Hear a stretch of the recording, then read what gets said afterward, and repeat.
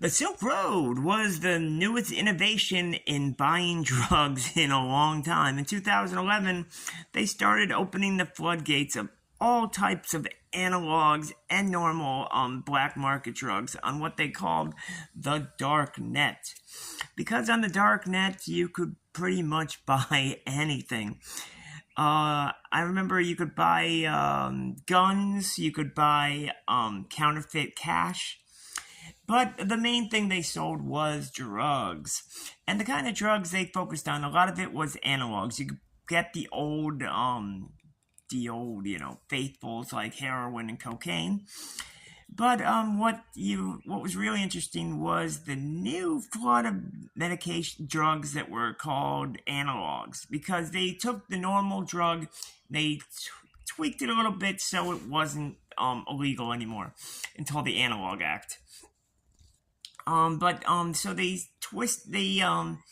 started selling phenylamines, which were all types of psychedelics that like 2C-B, 2C-I, 2C-B, E, and a bunch of others. This was the dawn of K2, where at gas stations you could buy the stuff, but on here you could buy the actual chemicals that you could make your own K2 at home, which was not very hard, and it gave you a better product. Like for $20 you could buy you could make a couple pounds of fake weed, which I always thought was better than the real weed, at least if you used AM2201, which I'll do a show on in the future. It was amazing that they had stimulants that were better than cocaine in my book, and anyone that actually tried them.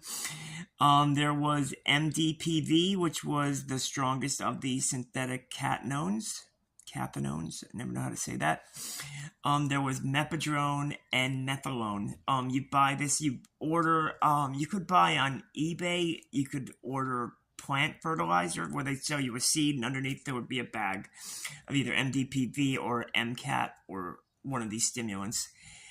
Besides that, they sold almost anything. There was also disassociates, which were one called 5-MeO-PCP, which was not a good chemical, and DXM. But what was interesting was this all was how a lot of people that should have never known about cryptocurrency buy Bitcoin. I personally got Bitcoin to try to buy the physical ones. I bought it for $5 a piece. Now they sell for about $80,000, so I could have made a lot of money if I held on to them. But this all came crashing down when they banned the